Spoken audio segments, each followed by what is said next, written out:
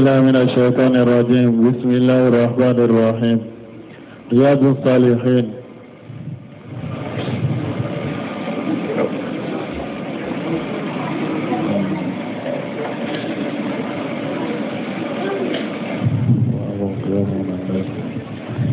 باب فضل قيام الليل. وقال تعالى: كانوا قليلا من الليل ما يهجعون. وعن عائشة رضي الله عنها قالت: كان النبي صلى الله عليه وسلم يقوم من الليل حتى تتفطر قدماه، فقلت له: لما تصنع هذا يا رسول الله؟ وقد غفر لك ما تقدم من ذنبك وما تأخر. فقال: أفلا أكون عبدا شكورا. متفق عليه. وعن مغيرة بن شعبة نحوه.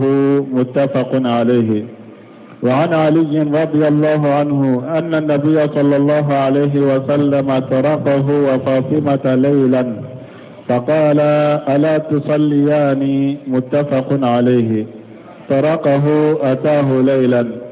وعن سالم بن عبد الله بن عمر بن الخطاب رضي الله عنهم عن أبيه أن رسول الله صلى الله عليه وسلم قال: نعم الرجل عبد الله لو كان يصلي من الليل. قال سالم: فكان عبد الله بعد ذلك لا ينام من الليل إلا قليلا. متفق عليه. وعن عبد الله بن عمرو بن العاص رضي الله عنهما قال: قال رسول الله صلى الله عليه وسلم: يا عبد الله لا تكن مثل فلان كان يقوم الليل فترك قيام الليل. متفق عليه. بسم الله الرحمن الرحيم، والصلاة والسلام على نبينا محمد وعلى آله وأصحابه وسلم تسليما كثيرا. سبحانك لا علم لنا إلا ما علمتنا إنك أنت العليم الحكيم. أستغفر الله الذي لا إله إلا هو الحي القيوم وأتوب إليه. اللهم انفعنا بما علمتنا وعلمنا ما ينفعنا وزدنا علما. بيترى سوء هجرية باكلة هي باكلة أنيك مناني هجرية باكلة أنيك مناني أني دورو كمناني أني بيناني أني دورو. سهر جول قادة من هجرة سانكالو تاني كلنا بسوينيو ووروناي. ميلاد النصارى وكجاتي بافلاني مغاني ناني سانكالو دورونا بسوينيو تاني ناني ناي. أمبي دورا بغو مسجد راجا وامبو كونو درسوا بإمامنا النووي رحمه الله وككتاب كونو رياض الصالحين. باب فضل قيام الليل. وقال تعالى: كانوا قليلا من الليل ما يهجعون. بآية من كلاننكا على باكا جنيمون دتانو أكو تنبمي شنو سفلالا أكدغو. وأن عائشة رضي الله عنها قالت: كان النبي صلى الله عليه وسلم يقوم من الليل حتى تتفتر قدماه. أرسلنا كبوان بايشتما ألك جيكبواما كوتشيد ألك تنونا كشباكا كواتم بجو سوفلا لك النافلة واشيم فلا بپره joli be jigi sen fula kono joli jankoso fo sen fula imbe pere. فقلت له: لما تسنوا حاجة يا رسول الله؟ أم بايشتكو عليكو يا لك تشيد منا بنينك وقد كفر لك ما تقدم من جنبك وما تأخر. إكا جنوبون إيا منك إما منك ألا يا بي يا فايه munna harbi ebeninke qala ciden ko afala akunu abuda shakura akunni ala yo kenneye nye junubun minke mamminke ni ala ya be ya fanye yala ne fanateke jonye wa nimbe ala barkadawa muntafa wale buarnu muslimu ben hadisaina wani muqayrata bun subata nahwahu muntafa wale ni hadisal nyogona anana kabo muqayrata bun subata bolo afana buarnu muslim ben ala وعن علي رضي الله عنه أن النبي صلى الله عليه وسلم تركه وفاطمة ليلى قد سمنا علي بن أبي طالب لك جيك وما كنا بجمع لك ترونا كسباكا كوتشيدن نانا عليني فاطمة ما سوفلالا فقال ألا تصلياني ألا تصلياني أكو أو فلا تصلي ما نسوف لا أو فلا بدأ تولي كصلي منتفق عليه ورمسلم بيننا تركه أتاه الليلة أنا نوما سوف لا ونسالم بن عبد الله بن عمرو ابن عمر ابن الخطاب رضي الله عنهم kadisa mina salimu ma ni abdullahi denye oye ni umaru fana denye abdullahi alaka je kabuma sheba fule ni hadisa ma fulana sheba bolo ni akelende limana ni cidenye sallallahu alaihi wasallam afama limana ni cidenye uba fo radiyallahu anhu nani afa beye shebai ni sheba nani afa beye shebaye uba fa radiyallahu anhuma minna kilende ye shebaye uba fa radiyallahu anhu minni sheba alayre sheba de afa ye shebaye amuke shebaye uba fa radiyallahu anhum donc salim abdu aywa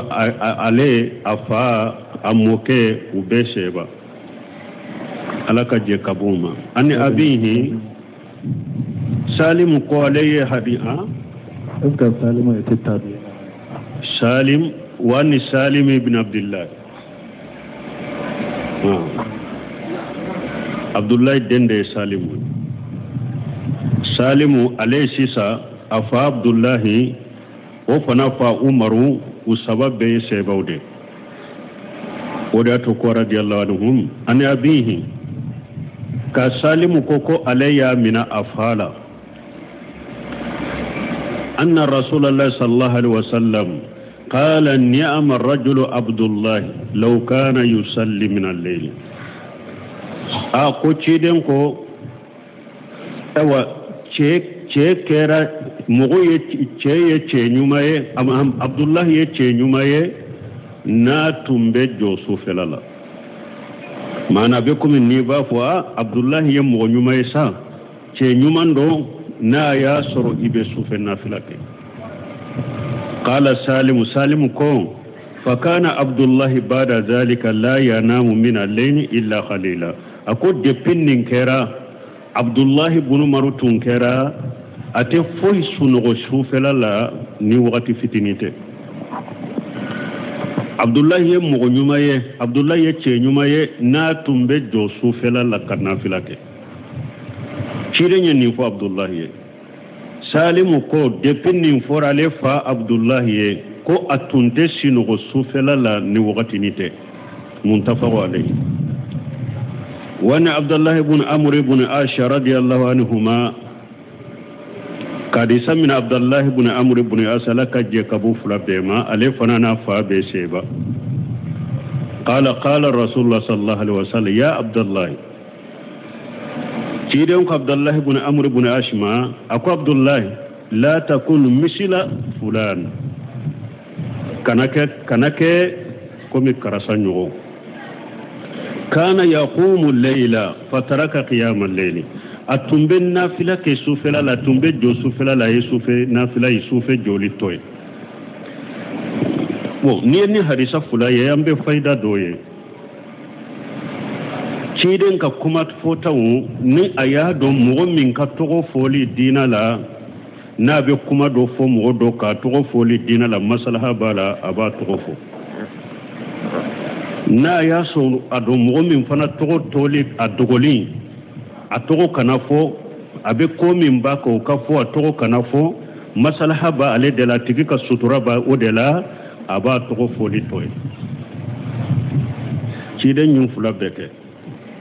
ni hadisa min fula tugulen fula nyogona uya yiranna hadisa doyna aya abdullah togofu hadisa doyna ko abdullah ibn amr ibn asima ako kana ko komi karasa de atumbe sufe jo aye sufe joli toye cidenya atigi togo toye ka sutura muntafaqu alayhi wa muslim bin hadisa inna صره قال المؤلف رحمه الله تعالى مؤلفك على كنما باب فضل قيام الليل ني بوندا يسو جولي فسمانتيا وذكر آيات ثلاثا تكلمنا على سنتين منها وهذه هي ثلاثة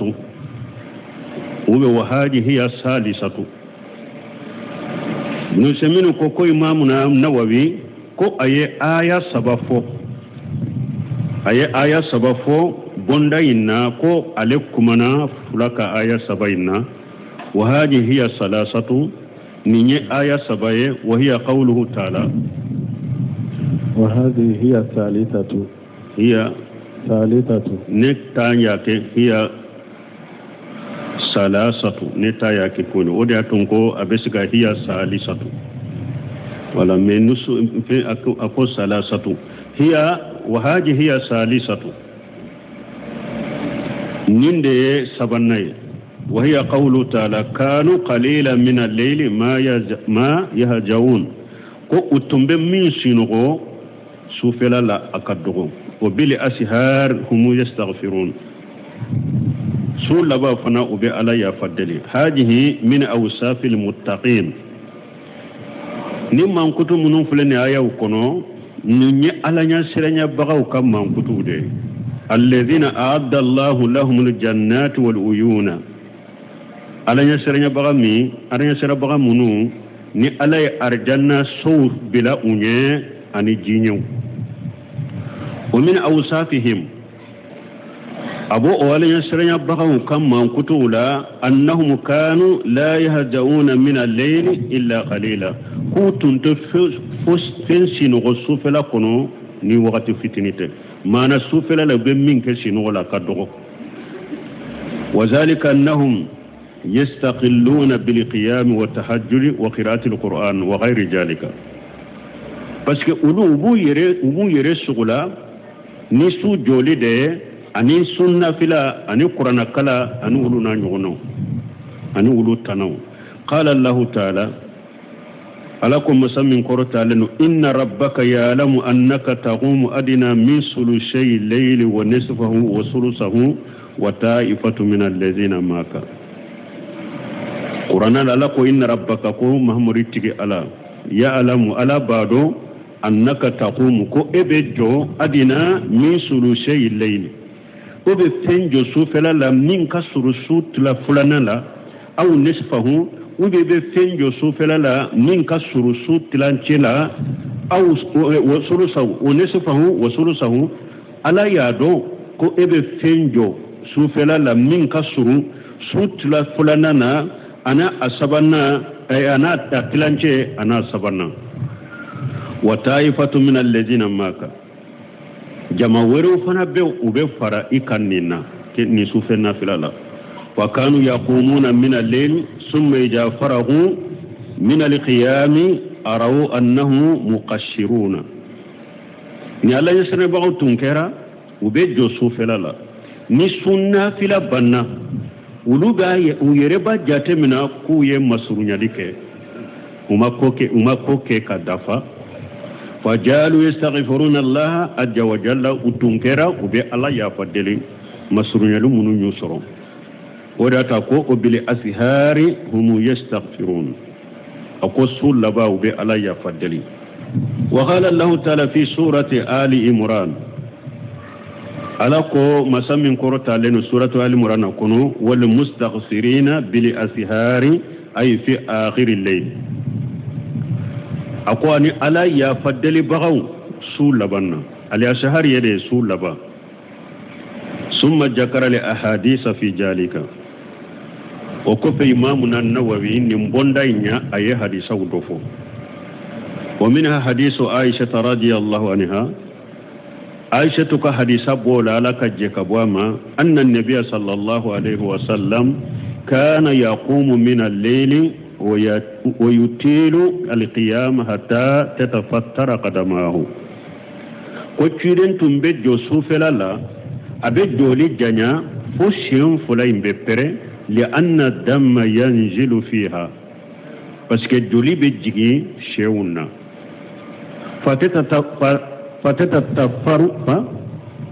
فتتفتروا شيء فلاين بفره جولي بجي شيء فلاين نا شيء فلاين بفره فقيل له في ذلك ويفن دو فوتشيد ما ولا كيف تفعل هذا وقد غفر الله لك ما تقدم من ذنبك وما تأخر كوتشيد تشودي ابنينك أي جنوب منك كتمة إما جنوب منك لا جنوب من لين غريالا يا بيا فيه قال أفلا أكون أبدا سكورا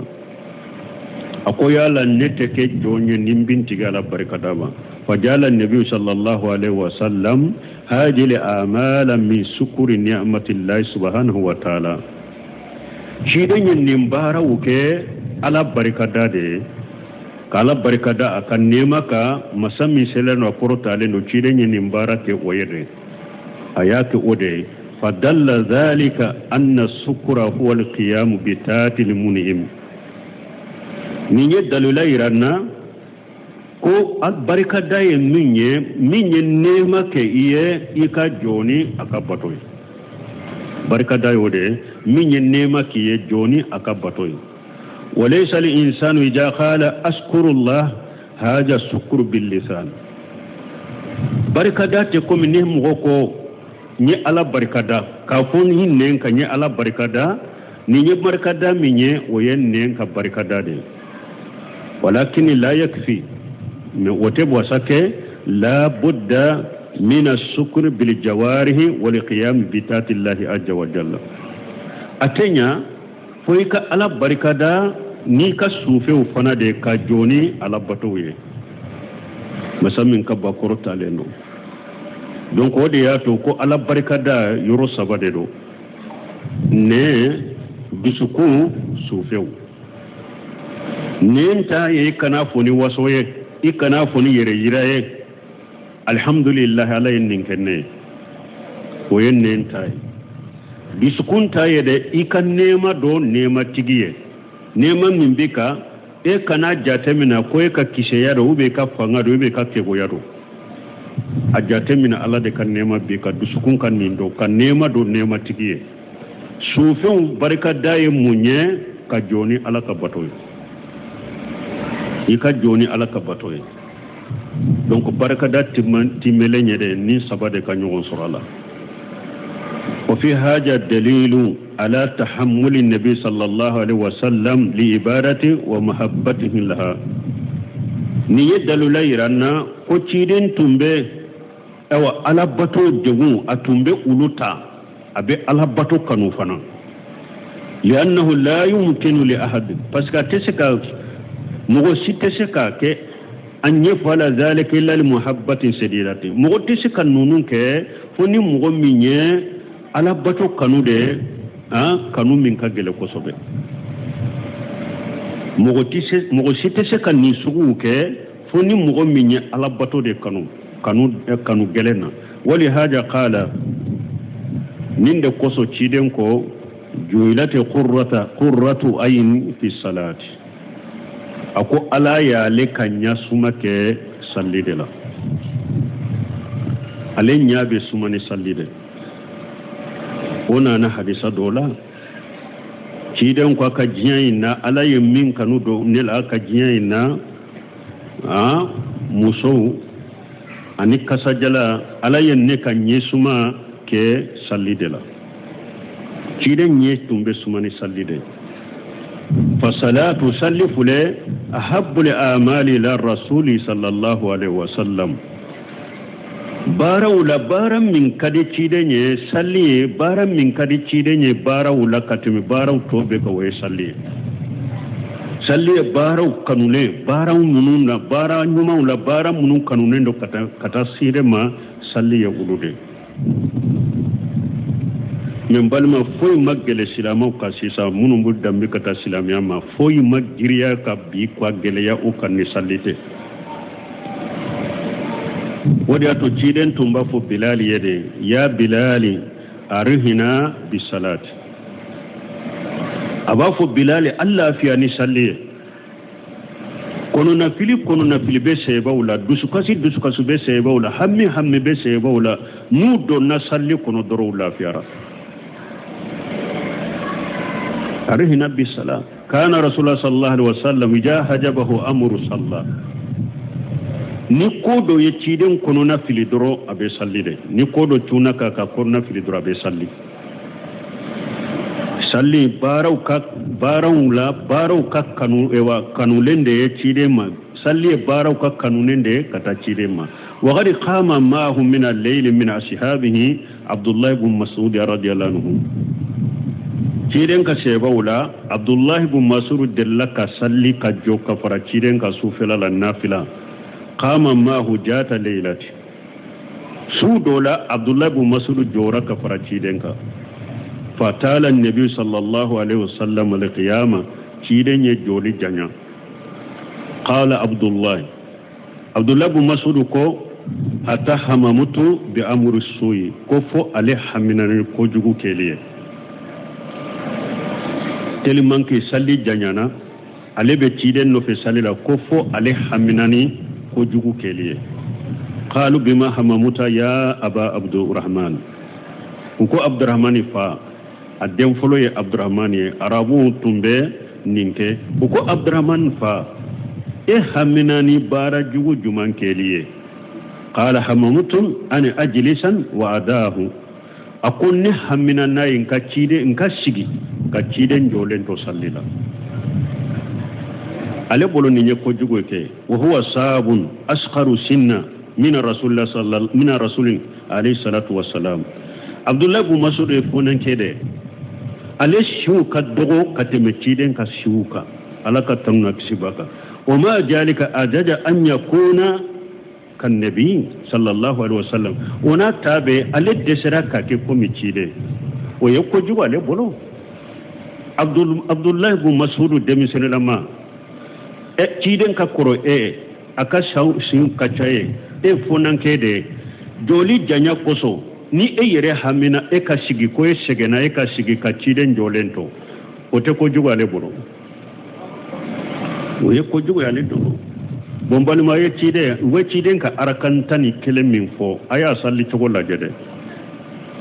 oni ambe arakantani kelen munu salli eri kelen kono eri fule ko kelen mutada ciden ka arakantani kelemin fulani nan ba shi to ninna ewa sungalo te ciden barakantani kelen da ke waqatu dola ni ciden ya arakantani kele na ya damina jonna ni sutlance be sheyoro mi da betila waqatu dola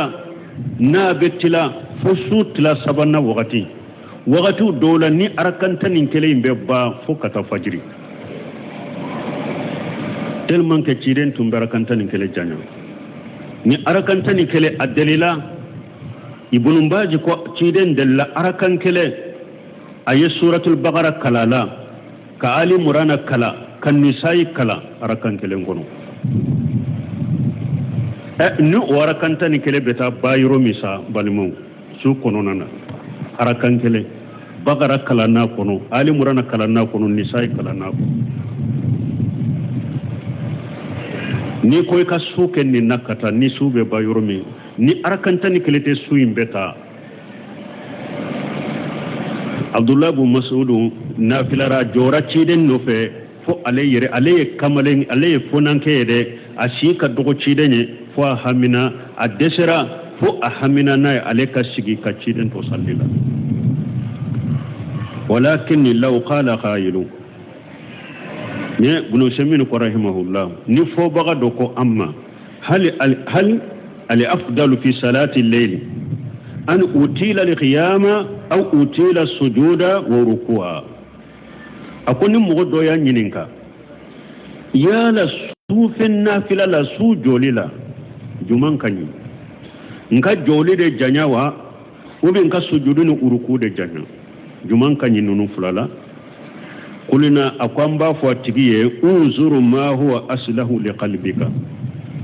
amba fo tige eyere kallaje min kanyi idusukuma قد يكون الإنسان في حال سجود أقصى وأهدر قلبه مغدو بسكاك ni ale be sujuri la da be sira ala nyede wakati minna be sujuri la aduskum be hadari aka salli la wakati minna be sujuri la de ni mo min bo ola halade la e ka sujudi janya wode kanyi ema wa qad yakunu fi hali alqiyam yaqra'u alquran wa yatadabbaruhu wa yahsulu lahu min al-lata'i fi kitabillahi azza wa jalla ma la yahsulu lahu fi hali sujudi mo do fana be sikake na le jolendo sallela baki ka qur'ana kala ka qur'ana tashi qur'ana ka famu munun kan mishe abi ulu soro o de la kateme na ba ka sujurila qur'ana ka famu mishe famu daqiq la taifu yere qur'ana ka famu mishe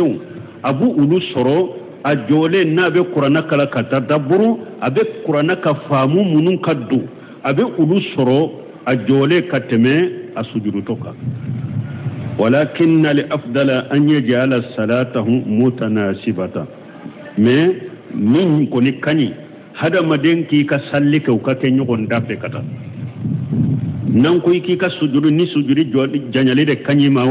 سجد جانياو وبه نانكو مغمي ني جولي جانيالي دي كاني ما جولي جانياو أكيرا چوكو چوكو كوني من كاني إكسلك كاكين يكون دافع كتا mana obeke chokodi ija tala li qiyama atala urukua wa sujuda ni joli janya uruku janya sujudu janya wa ija qassara li qiyama qassara urukua wa sujuda ni joli fana surunya uruku surunya sujudi surunya hatta takuna mutanashibatan ka salati nabi sallallahu alaihi wasallam fo ikasallika ka kenyon dafe kata komi ciden ka salli cogo wallahu alam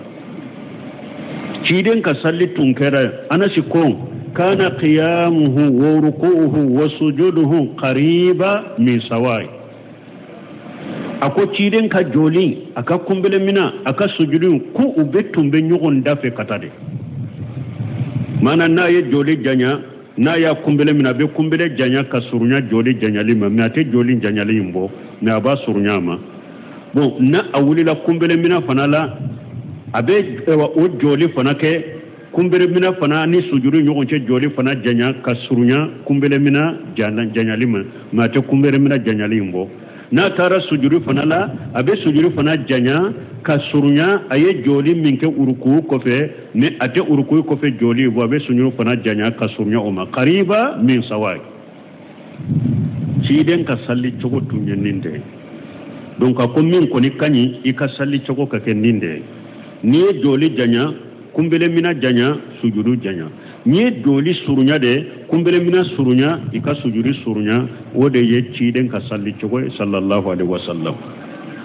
aha وعن ابن مسعود رضي الله عنه قال ذكر عند النبي صلى الله عليه وسلم رجل نام ليلة حتى أصبح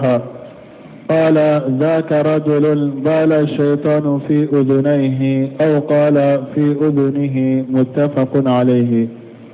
وعن أبي هريرة رضي الله عنه أن رسول الله صلى الله عليه وسلم قال يعقد الشيطان على قافية رأس أحدكم إذا هو نام 3 عقد يضرب على كل عقدة عليك ليل طويل فارقد فإن استيقظ فذكر الله تعالى انحلت عقدة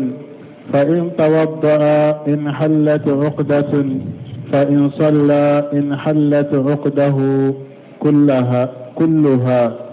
فأصبح نشيطا طيب النفس وإلا أصبح خبيث النفس كسلانا. متفق عليه. قافية الرأس آخره. وعن ابن مسعود رضي الله عنه قد سمع عبد الله بن مسعود على كجكبوما قال ذكر عند النبي صلى الله عليه وسلم رجل نام الليلة حتى أصبح ko ya cide ewa cedo ko fo ciden fe dondola ko ceyi ko a ye su be de sinogo fo kata sogoma ama bo ayere kalama fo kata sogoma de semino ko be se ka ke a ye su be ke sinogo la fo kata fajiri salli a ye su be ke sinogo la fo kata fajiri salli ama bo ayere kalama kan nafila ke fajiri salli selende a wulila ka fajiri salli akwa bese ka kefana ayesu besunugo fokata fajiri salli sogoma salli fajiri salli retemenaka ama sogoma salli uyennin ce ko fo ciden fe dondola qala ciden ko jaka rajulu bala shaytanu fi ujunayhi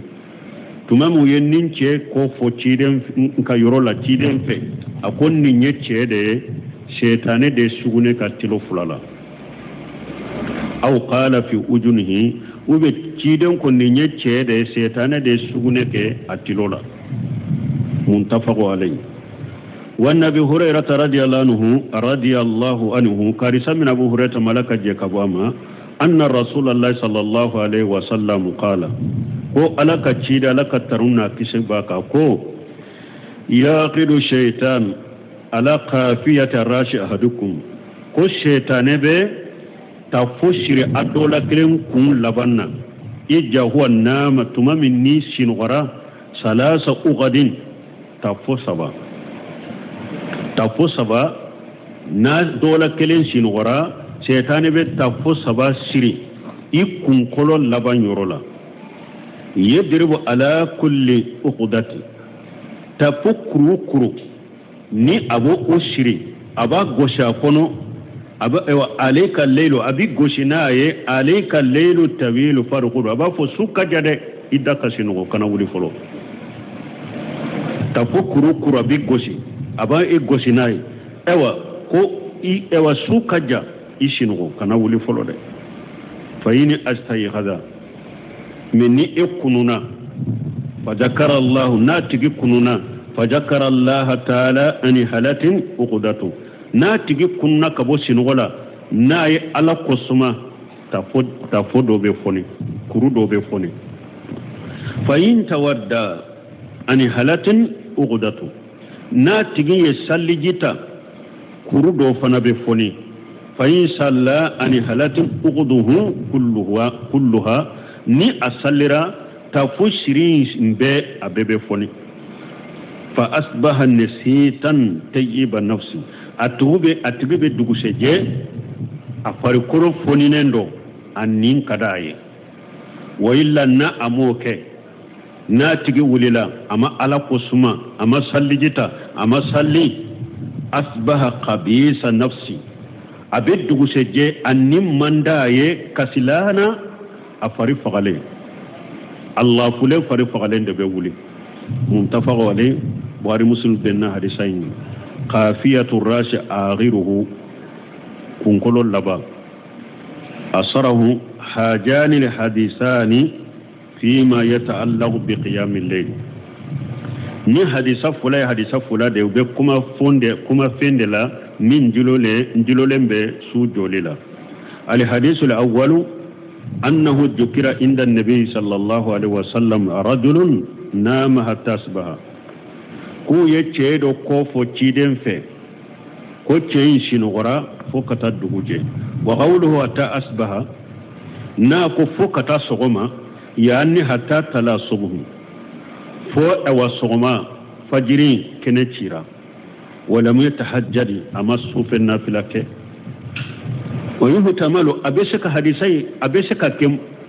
hatta asbaha besaka kefana hatta asbaha yani fatatuhu salatul fajr asinogora fukata duguje mana fajiri salli yadda ama sallire asinora fukata duguje muyennin ce ko foci den fe فقال النبي صلى الله عليه وسلم جاك رجل بال الشيطان في وجنيه أو قال في وجنه تيدن كون نيتشي دي شيطان دي سغنك اتلو فلالا اوبا كتلو كونو فلما بال في وجنيه حال بينه وبين السماء النداء فلم يقوم تمامي شيطان يسغنك اتلو فلالا سغنين كيلي تلو فلالا ode kera sababu ode donna ani salli wole menice amma sai ka salli wole me amma sai ka wuli wa hada yadullu ala anna shaytanan yabulu min bedalila iranna ko shaytan be suguneke li anna an-nabiy sallallahu alayhi wa sallam qala bala shaytan fi ujunihi parce que ciden da yafo ako shaytan de suguneka akatilo kono وأنه يأكل ويشرب أود لله رنفنا كو شيطان بدمونك أبمي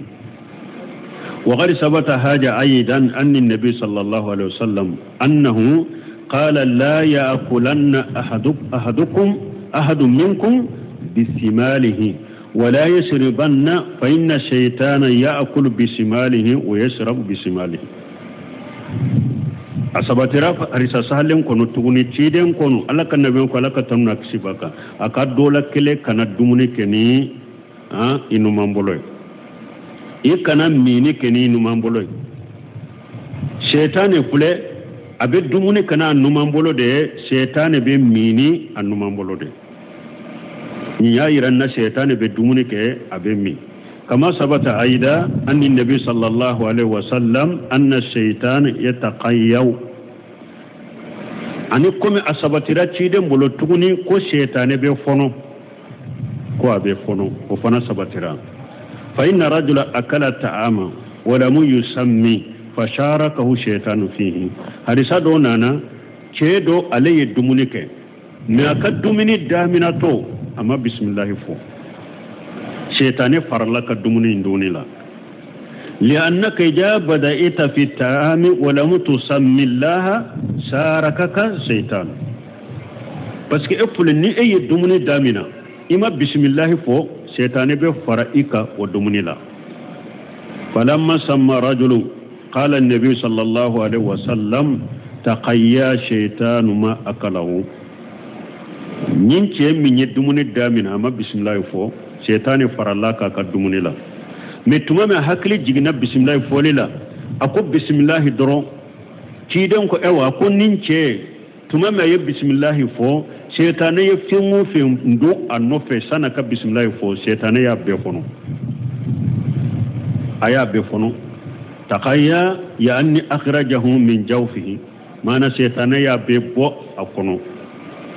دونك نيا يرانا كو شيطان بيفونو فهذه أربعة أشياء ننفل كوناني دي البول والأكل والشرب والتقيم أربعة أشياء يجب علينا أن نؤمن بها فناني دي فلن نيجي شيطانك كولا أواجب لهم بانكا أنك دعو لانك لمنانوية كما أخبر النبي صلى الله عليه وسلم كم تشيدن يانكي براناي تشومي على كترون راكسباكا ونؤمن بأنها حق على حقيقتها أنك دالا فنا كلمنا ناي فنا كوتشيا دو أو حقيقة فنا دو فنا شيطان بسغنك شيطان بدمونك شيطان بمي شيطان بفنو أولا من أقوانك دالا كوتشيا دو حقيقة دو فنا أولا فلو لأن الرسول صلى الله عليه وسلم هو أعلم الخلق في أمور الغيب بس تشيدن ده يدوني كبغي كتم دنفم بكا كود دغولون كتبار يلا على ده كود دغولون دو كتم دنفم بكا ني الله يلا دنيا كود دغولون منا أساني فلان هو أنصح الخلق للأمة فلا يمكن أن يأتي بكلام يلبس عليها أو تشيدن ده يكون نجا بغي ale de kunna jalen do kata akan mantoma kateme damfen beka awa ateseka ke ko ciden ka kuma fonye ko kuma min nyagambira bolo asalisa sabanna annahu asdaqul khalqi alayhi salatu wassalam ciden de yecinya tige kateme damfen beka la yumkinu an yantiqa bi kalami wa huwa yuridu khilafa jahirihi abadan ateseka ke abara ciden ka kuma ni kuma doye bo ko kuma yin jahiru ye mun ye ciden kallanye ne wata nade wata suka ce abada fa shaytan ya'kulu wa yashrabu wa yatakhayyu wa yabulu shaytane be dumuni ke shaytane be mi shaytane be fono shaytane be sugune ke walakin hal bawluhu wa khayyuhu wa akluhu wa surbuhu shay'un mahsus yusahadu me yala shaytane ka sugune ani setane ka fono ani setane ka dumuni ani setane ka mini kodo ko minni abe yeba nambe sera lambe ye anya balawa la okote la yusahadu numinu bijalika amunta ye ante sera ya ala ni setane be sugune ka ante sera ya ala anta ye anta kalama ni setane ewa be dumuni ke ante sera ya ka dumuni la anta ye na be sugune ke antaye na be mi antaye me awajib len don kan kadala kan limana nay wana qul hadhihi umurul qaybiyyah la na'rifu an kayfiyatiha amba fononu nye ko dogolen ko de antuka ke chogodo ceden nyu fambe dala mu be ke chogomi ko dogolen kondo ye oye antodo wala na'rifu anha min waqil amril mahsus an to do ko min ye akene kan koye ani anye ko anya bala anta do o chogola anta ke chogo min be ye aketo na be ye anto do de me ambe dala ko abe o fil hadisi haja dalilun bin hadisala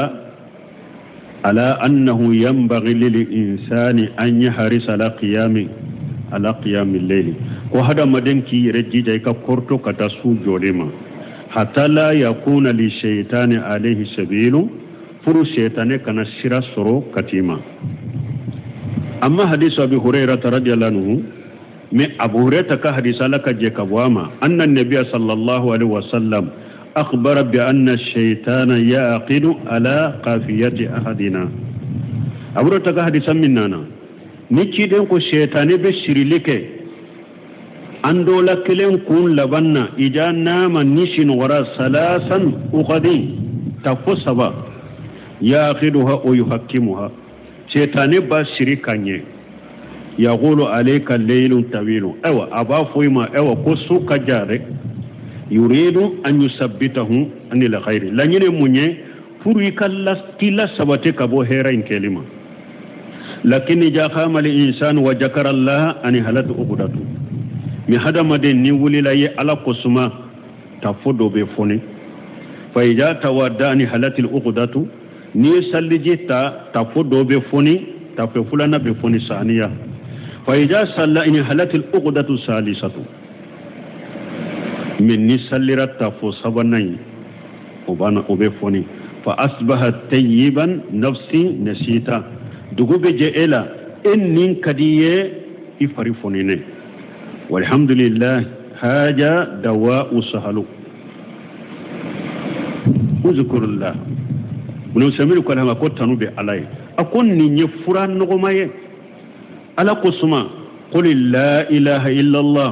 alhamdulillah alladhi ahyana ba'da ma amatana wa ilayhi nusur ni wuli lay kasin gola afol la ilaha illa allah bato fensite min ka bato ciani ala kelim pewte alhamdulillah alladhi ahyana ba'da ma amatana wa ilayhi nusur tanube alaye masammi nyanyana maya akelen ko fe kam faga fitinila saya fitinila minya sinogoye aw ambe be chari kasaki kata ala dema wa akhra asra ayati fi akhiri surati ali imran ika ayat tankala suratu ali imran allaba ayatan kala wotu nyeci de nyere ka sunnai su laba na wulila su felala abe ayatan kala suratu ali imran allaba na akwai ka ayatan kala suratu ali imran allaba tawadda tani hal uqudatan ni ewa wulila sisa ewa jikirfo ewa sallijita tawadda sallijita ni yoke tani hala uqudatan tafofula asiriyoro fula ulube foni salli tani hala al uqdatu salisatu awa salli tafosabana abe foni ولهذا يستحب أن الإنسان يفتتح قيام الليل بركعتين خفيفتين أقول نند كوسو أكنو نندو هذا ما دي سوفلا لا نيولي لا إيكا سون نافلا أدامنا ني أركان فلان نغما فلاي أركان فلان منون كفك إيكانو جانيا إبكا سوفلا نافلا دامنا نغولي وكانو نندو لأن النبي صلى الله عليه وسلم أمر بذلك بس كتير نيامران ويه ولأنه هو نفسه صلى الله عليه وسلم يفعل ذلك تيدن يرتم بو كفنا يفتتح صلاة الليل بركعتين خفيفتين تيدن تم أكسو في النافلة دامنني أركم فلاي نابو سرنا ونغيا ولأن ذلك أسرع في هل أقد الشيطان بس أودي كتلي كشيطان كتفوين فوني فبمجرد أن يصلي ركعتين تنهل الأخذ أو إكارا كم فلا صلي درو تفوين بفوني وهذه من أمور الغيب نونو يقود غلين قودة التي لا ندركها نحن بحواسنا قود غلين منو نون تسكا ويه نمنا منون كيران أنا فروكا فيونيه نانتسك ويه ناي معنى حواسي منيه نيه تلو نو nunde hawasuye nye mimbe ye obe doni nye nu watilo mimbe me obe me ni tiloe nu minye kasa fenne o kasa be soroni ewa nunye da minye nene fenye da fana na yo nene nenyo nene donc abada mudo ubafu nunde mal hawas hada madembe fen doni nununde fe mununye kene kan fe munye ibe ulu doni nununde hawashi minye yeli fenye nyabo ye minye meni fenye bo meni tilon ye minye ewa kasa fende nu fana bo o kasa yi abe doni nu o fana be doni nunye minye damu feunde o fana be doni nenye aneneli donc nunu ye ko dogolen feunde nimmina munun do nala nambe ko bangalen doni ye ulu teseka nun ko teseka doni ulu ye la nudrikuha illa an tariq al wahyi nin ko nunun te se ka do fo wahaw donc hawasi bolo fana bala min ye maga fenye nin ka giri aka fege o fana be doni bolo magalide ni bolo ya mina ka magala hawasi nunun de donc nin ko munun fule ni ye nunun te se ka doni ni mina wuye nin ko sugu be doni jumaye wahaw wa yajibu alaina أن نقول آمنا وصدقنا بما أخبر الله به ورسوله من واجب لما أنك ننقصه لا قد لنكم لا أنك فو اللي من يرى أن دارا لا ألا ينكبرني من يلي من ناي أن دارا لا كيدن ينكبرني من يلي من ناي أن دارا لا لأن هذا هو حقيقة الإيمان بس كنين الإيمان يري حقيقي أما الذي لا يؤمن إلا إذا شاهد فليس بمؤمن من مؤمن ني اتدافن نفول فوي يريكا سيريا لا ركايه ني اما ميني اما سيرا لا كايته دا ولا ات مؤمن ولهذا إذا شاهد الكفار العذاب نند كوسو ني كافر سيريا لا جابما أو شاهدوا الموت يؤمنون وبنو سيريا لا سياما ويري سيا يونيانا كافو كيسي تشوكوتي وبلي منيا فرعون لما خرج وارى أنه هالك فرعون فلتمامي أطورا جيلا أتنبتو جيلا وقت ما أيريا دكوشيس النبي هلاكي قال آمنت أنه لا إله إلا الذي آمنت به بنو إسرائيل وأنا من المسلمين ثم ما يرياد قوى بحلك بتوجيلا أو أكون لمن يرى ندار على أنه لا إله إلا الذي آمنت به بنو إسرائيل أكون ندار على كبتو فنسيتي من كبتو يتشيه فبن إسرائيل كولي من نمينيه وأنا من المسلمين نكر سلامي وبعد أن كان يتسلط على بني إسرائيل عليك كلم كفي كبلا بني إسرائيل كولا بني إسرائيل كبلا لكولا جابا آلنا تبع لهم علم من تنكر كبلا بني إسرائيل كولا لنا يولا جابا سيسا أكرا تقبغي كتقب بني إسرائيل كوكو أراد أن يؤمن بما آمنوا به أجل نفسه وهو حي قبل أن يموت فرعون يالا نيني كو أبني بالليمانيا بني سرانكو ليماني ميني كو أفنا بالليمانا نوي أيا يريد دوغيا كاتون ينما يكونو فلو ويا سورا مسا يريد فلو كو ألي بيتوكو بني سرانكو كو كا يريد دوغيا كا يريد توكو بني سرانكو كو فخيل له مو أقواما ألا قواما آل آنا يعني آلنا تؤمنوا لا ينفع أنا كما كوسيسا لا نيني سيسا دي إبل لمنيا يكلي منته ينفع وغير أسيت قبل وكنت من المفسدين أي أن الله سوسنيني يكرا تشيالي كلاي فاليوم بي ننجيك ببدنك لتكون لمن خلفك آية بيم بكسني فريقولوي pour mogo munun bani salanka munun torayi ko ni ji yi farikuro subo i suboli na ke wuluma tamanse una do kuisara lianna bani israila qad arabahum firaun parce que bani salanka firauna yun jatige kula sira law khila lahu innahu mata kana fi qulubi musaf ni ko bani salanka masa firauna sara atora jikono shika beto busukun kono lakin jaa arawu jusatahu tafiyata ala alma'i amanu min nuyi akasuye asu ayangalembe ji sanfe usisa ubeda la kwa sara wadi atala ko fal yawma nunadhika bi badanika litakuna liman khalfaka ayata wa inna kathira minan nas an ayatin laqafilun erisera ategu kolle erisera ya gonun kuma madafa ودري سورني على سنن بكما يندفع إن شاء الله سبحانك اللهم ربنا بحمدك أشهد أن لا إله إلا أنت أستغفرك وأتوب إليك